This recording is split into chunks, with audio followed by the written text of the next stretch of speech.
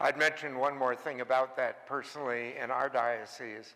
The pressure upon the community outreaches from all the churches is astronomical today, because there's a lot of people who are afraid to go to work, a lot of people who are afraid to be involved in things, and so the amount of food to be distributed is just way beyond what we've ever done in the past. So anyway, we're looking at this discerning. One of the things I tell you is to stop listening to voices that oppose the good, okay? And it's a very difficult thing, I think, in today's society to do that, because I don't think I have ever been in a society that was so negative about anything. Like when you start talking to people, I can tell you much more of what people hate than what they like, because somehow we get more excited about what we're against than what we're in favor of. And that really, really works on us. And sometimes you have, like, I was thinking the example, a friend of mine who's actually got a scholarship to Harvard University and did it all in botany. So he's got this huge degree in botany and everything. And what he wants to be is a forest ranger. And his parents are incensed. They want him to, I guess, teach botany in a university or something. But the thing is, being a forest ranger is a good thing. Don't stand against that, okay? It may not be the thing that you think he should be doing, but there's nothing wrong with it, you know? And we listen to people really, really tear down things because of something they think is better, not because of something they think wrong here. But when you think of something is better, you begin to have this vortex in which this thing practically becomes demonic, you know? That's another thing. I've heard more talk about demons from Catholics in the past 5 years than I've ever heard in my entire life. And I was a kid. We knew there were demons. They dressed in red. They distribute candy to children, and they hide in the neighborhood, you know? But other than that, there was it just wasn't that thing.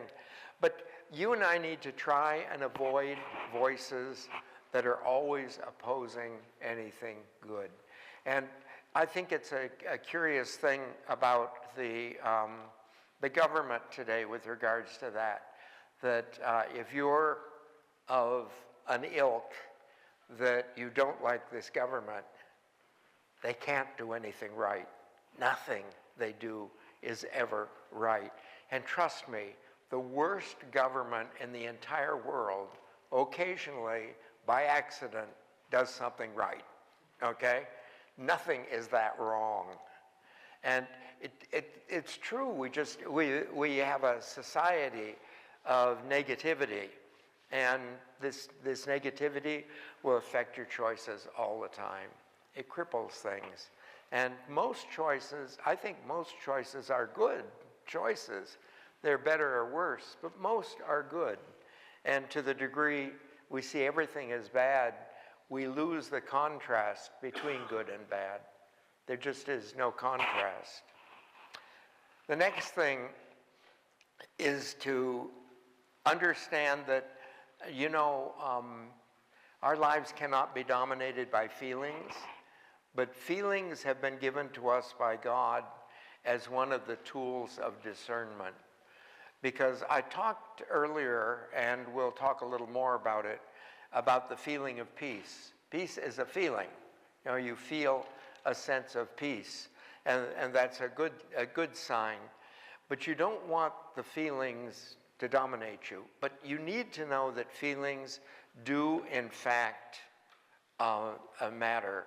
And the feeling that I would check most, I would check the feeling of peace as being a very strong indication of a good choice. Okay, the feeling of peace, not just in the making of it, but in thinking of it and remembering it. That kind of a choice is a very good choice. The negative side of that, I would say, is a feeling of discomfort. Not so much raging craziness or anything, but you just, you make a decision, and the more you think about it, the more and more uncomfortable you feel with it. Then I would say go back and re-examine that decision. Don't just live with the discomfort, okay? But it doesn't need to be a raging thing. It's just, remember, we're supposed to be talking about goods. But some they're comfortable with, and some you feel this discomfort. Another thing about this has to do with conversations. There are subjects in conversations, I think for all of us, that the subject will automatically stress us. And it's interesting. I told you I'm in a community of people who are older, and there are two very different ways of dealing with it. One is that aging can be a joke. You're going to go through it, you might as well laugh at it, okay, as far as I'm concerned. That's the way you can go through it. But for some people, the process of aging is in fact, terrifying to them. And maybe they saw a relative or something go through a horrible process with regards to aging. But the idea of somehow in your own person avoid things that stress you. And I'm very conscious when I sit down at a table, after a while you get to know all the people, and people choose to sit in different areas. But I know that there are people who sit down, and I can't say anything with regards to aging at all, because it'll just tear them apart. And then other people, it's a joke, who will laugh about it. In fact, one of the guys, one time when we were finishing the meal, he said, after a discussion like this, he said, I want people to bring their x-rays when they come down for lunch. And so, there are people who joke about it and people who don't. But in your own life, subjects that stress you, I think there are things that stress you that you have to deal with, okay? But if you don't have to deal with it as something that stresses you, try and stay away from that. And I see that like in international politics, like what's going on in let's say in England, in the government in England. If it stresses me, I'd have nothing to do with it because I have nothing to do with it. If it doesn't stress me, it's information people should have, okay? But if you don't have to have this particular kind of information, don't take information that stresses you. And one of the things, I come from a family, I may have mentioned it, that's unbelievably lives long. I don't know relatives who died under 100 unless they were in an accident. And I think I've told you about my grandmother. My grandmother remarried at 97 and then died at home in bed at 106 after having made dinner for she and her husband, her next husband. And so this idea of being aged, one of the things we are trained, and this comes from the Native American culture, one of the things we are trained is you need to, in your life, avoid everything that causes stress in any way you can. And the reason is, stress is the very thing that ages you. And one of the funniest things in the place we're in is that I am probably the most active person in the whole place. But I'm one of the very few people that doesn't have a car. And I gave up my car when I was a little over 70. And because the major cause of stress in older people is driving. So I decided, I'm not going to get older. I'm not going to drive. So I stopped that. But it's this idea of stress is a real danger to you. If you study in science, what stress puts in your blood while you go through stress is unbelievable. So this idea of avoiding things that cause you stress as much as you can. And another thing is having a kind of filter so that as you listen to things, you're able to listen to things that are maybe negative, but they won't upset you, or they aren't a part of you. And to filter out things and try and figure out whether the point a person is making is really good. You know, a person can be giving you a very good example, but the example for something in your background is really a negative example about someone getting old or something like that, that this can be a negative example to you. You have to be able to filter out the stuff that is incidental to the topic. I'm sure those of you, I presume most of you have been to college, but certainly to high school. I think all of us at one time or another have had to have a class from a teacher we would just as soon never showed up, okay? And some of them, I'm sure, wish we hadn't. But anyway, the teacher, you know, you need to get around that. You can't communicate that to the teacher, and you need to get the class. And you learn, as a kid, to filter that. You filter it out. And that's what we have to do in conversation with things. Sometimes a presentation's a problem. Sometimes the presenter's the problem. But, you know, to filter out what is the negative and sort of understand what's going on. And we talked a little bit about this occasion of sin, to be aware of in your life areas that lead you into sin. But in this aspect of it, it is places. I don't know if you've ever thought about it. It appears to me in our society, and I don't mean the United States, I travel all over the world. It seems to me in society today, we are building a tempting situation. So that, like, if you go to, let's say Morocco, you're in Morocco, you will know where drugs are being sold because people kidding about it will tell you about it. Everyone knows it, that sort of thing. But that's information that if a person has the weakness, that's deadly. That's an occasion of sin that's built into the society.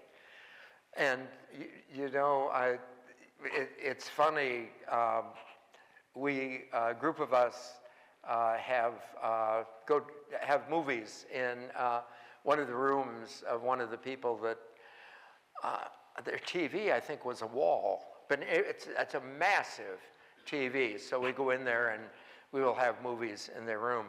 And one of the things that's funny is that we will look at a movie and there's something obvious that they would say in a conversation that would be slightly off color. And no one would do it in movies at a certain time in history. Now they show the picture, you know. You don't, it's just amazing. But to be aware of places and things that are really a source of leading us to make bad decisions, whatever they would be. The next thing I think is the most important thing in this part of it, and that's to avoid a negative view of yourself. You know, one of the things that you'll watch Jesus in Scripture, and I mentioned it during the stations, that when Jesus encounters a person, he chooses to see what they can become. And that's all he reacts to. He does not react to the person who's in front of him. He reacts to who that person can become. And again, I use the example of Zacchaeus. Zacchaeus will become the type of person you'll have dinner with. So why not have dinner with him now and make him that person? That's the way Jesus goes about it with regards to all kinds of people. Simon Peter, you know, when Jesus called Peter, The apostles had to know he was the most wishy-washy guy in the whole group. He was the guy who would counsel Jesus about not going on the cross. He's the guy who would deny Jesus. Unlike Judas, who had the good taste at least to do it in private, he denied Jesus in the presence of Jesus. You see all these things going back and forth. But Jesus, from the moment he saw him, he called him the rock. I'm sure the apostles laughed about that behind his back. But ultimately, he made him the rock.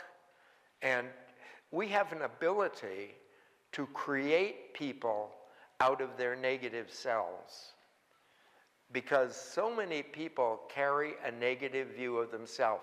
It's interesting to me, Jesus will look at a person who's involved in adultery, he will condemn adultery, but he would never call the person an adulteress. He does not let her be defined by the sin. So like if Jesus would look at me at some sin I commit, let's say stealing, he would not allow me to be called a thief, but he would say I had stolen. Jesus recognizes this, but does not define you by sin. He will not. And in the people that we deal with, we should never allow anyone around us, to the best of our ability, to be defined in their weakness or their sin. And for God's sake, don't define yourself that way. You know, it's interesting that you'll hear people come into the confessional and confess a sin. Maybe it's a sin they've come in and, confessed in the confessional once a week for the last 30 years or something. But eventually you hear them say something like, well, that's just me. And that's the moment they've given up, okay? That we never give up on this job, on this idea of perfecting and becoming a better person. We do not give up. And to give up is to define yourself by the sin or the weakness. So never allow this to become the part of us. It's really curious. We see that in the scriptures. People will always talk about the good thief at the crucifixion. Scripture never calls him the good thief. They always say he's stolen. They say that's how he's being crucified. But we don't define him as a thief. It isn't done that way, okay? That's really dangerous, this kind of definition. And this is kind of a difficult one to explain because of the way it's written. But it says, look for comfort in thoughts, not in justification. So if I'm doing something wrong or have made a mistake or something like that, I need to be able to look at it in a way I can correct it. Sometimes you can't correct it. I remember the words of, Pilate to the high priest. The high priest I want the title on the cross changed. And in Latin, what Pilate says was, quote, scripsi, scripsi, what is written is written. So, like, once you've said something, it's said. There's not much you can do about that. But to the idea that somehow we find comfort in trying to change things or trying to do better or what tricked me into saying that or how do I avoid doing that. But the other thing is justification. I was fully justified saying that the way he was acting, okay? Do you know justification will never help you get over anything? Justification tells you it's all right. That's the way I do it.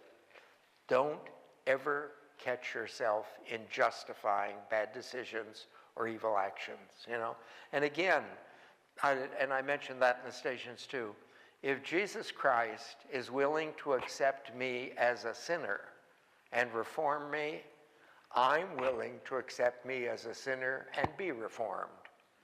I don't need to defend myself as though I'm perfect. That's not necessary because Jesus doesn't need me to be perfect to be with him. So we should avoid this. And I also like to consider sins something like a stack of plates. I've told you this in conferences before, but one of the first jobs I had was working in a restaurant. And in this restaurant, they had a huge, plate warmer, I guess I'd call it. And you'd stack plates in it. There was a spring there, and there are always 3 plates on top. And so they put the food on the top one, you take it off, then there'd be 3 more.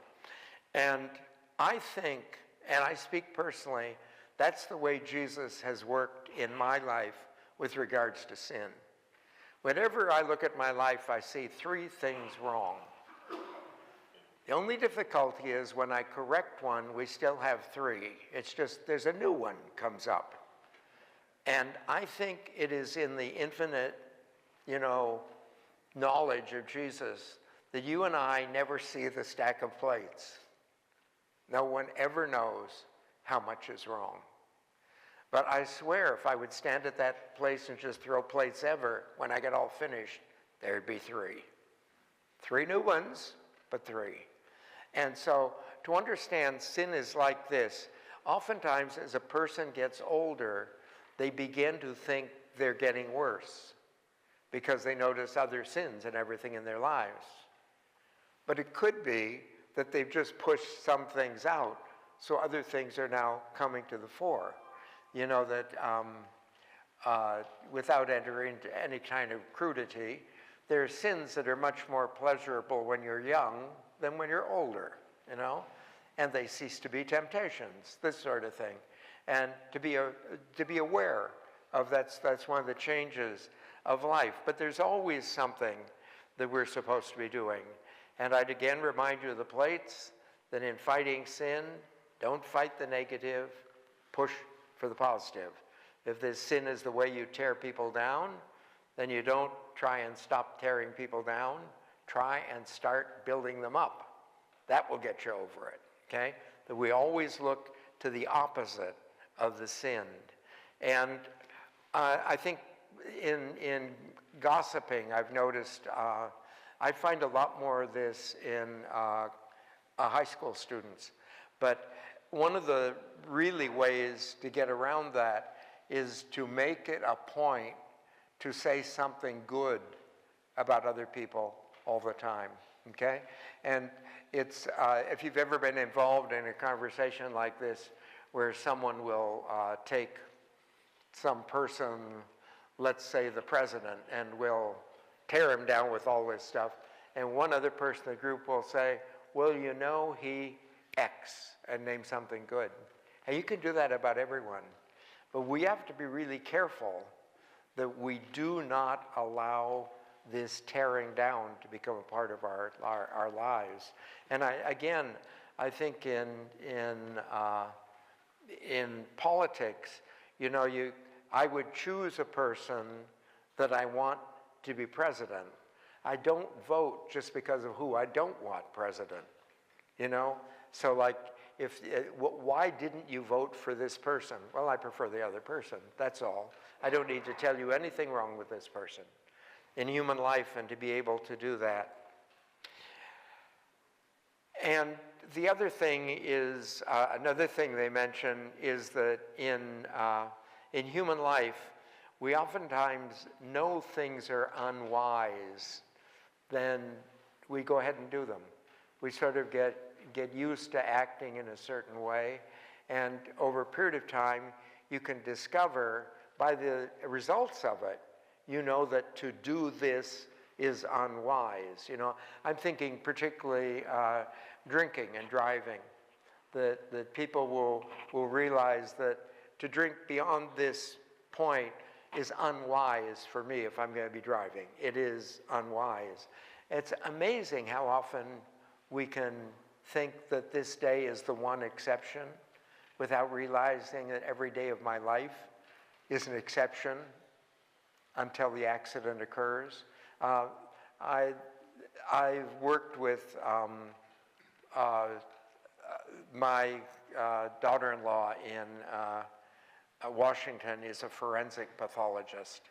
And so I've watched a lot of things with regards to murders and things like that.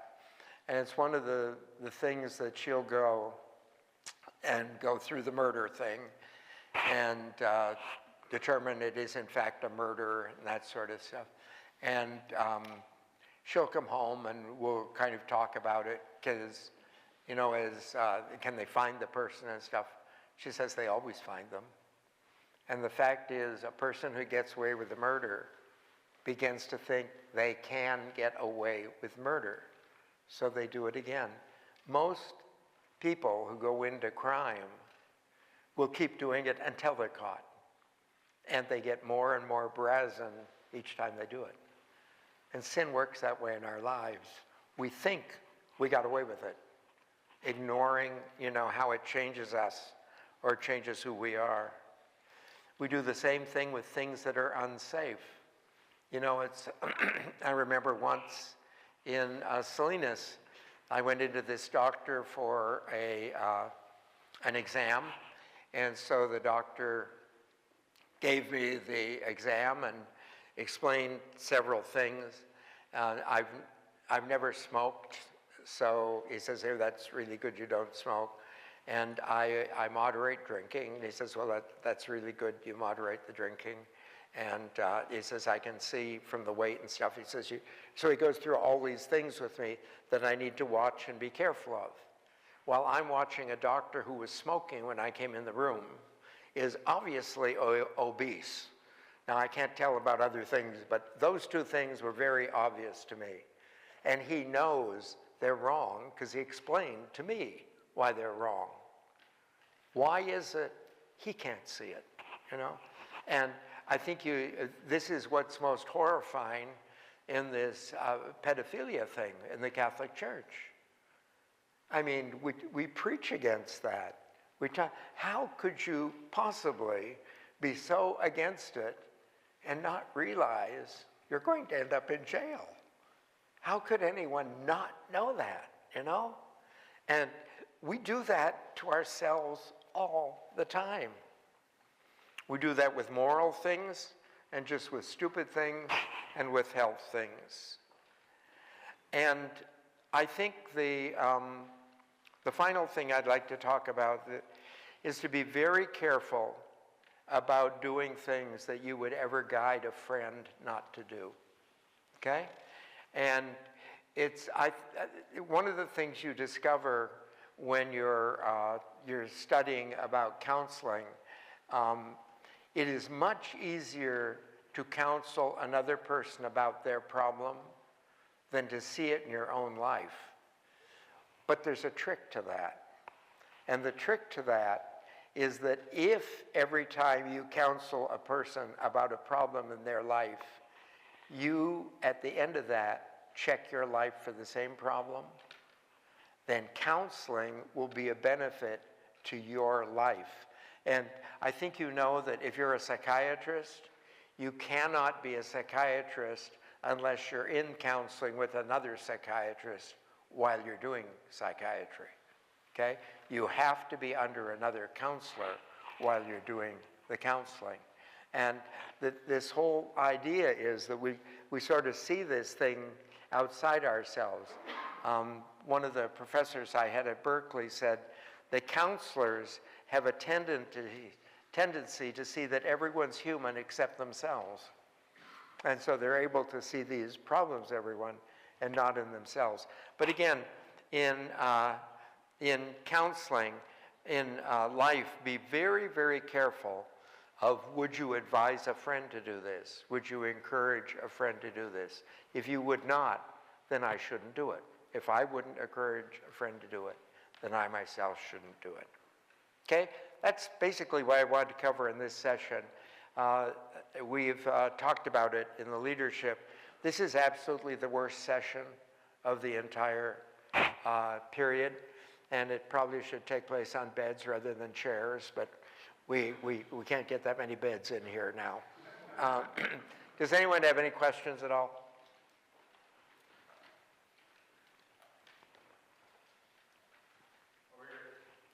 Go ahead. Yeah, you touched on it earlier, and you talked a little about it in earlier, prior years, but you referenced the native Indian culture a little bit. Could you share, because I know a lot of these people haven't heard it, share a little bit more about how that impacted your life and growing up? Okay.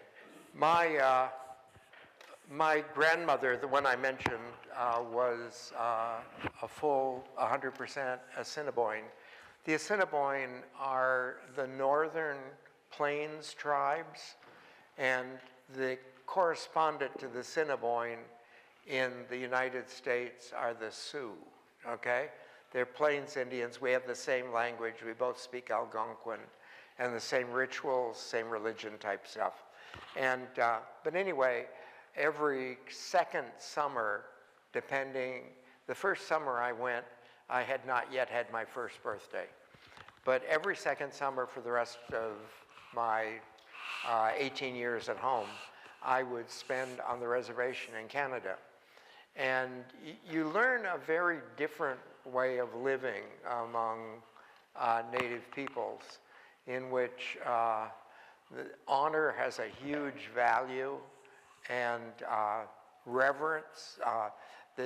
There were a couple of Christian denominations that were involved with the Native Americans up there. Presbyterians. My family was originally Presbyterian and then converted to Catholicism. And the other thing was Catholicism and Church of England. And those three were very prominent. It's interesting, when you see the people gather, you wouldn't know the difference. So like if there's a big service going on in the Church of England church, everyone goes. If it's the big thing in the Catholic Church, everyone goes. If it were in the Presbyterian, we'd go there. But there's a very relaxed thing about particularly prayer. If you've ever read the journals of Lewis and Clark, one of the things in one of the journals, it says, the only thing absolutely necessary to the survival of a Native American is prayer.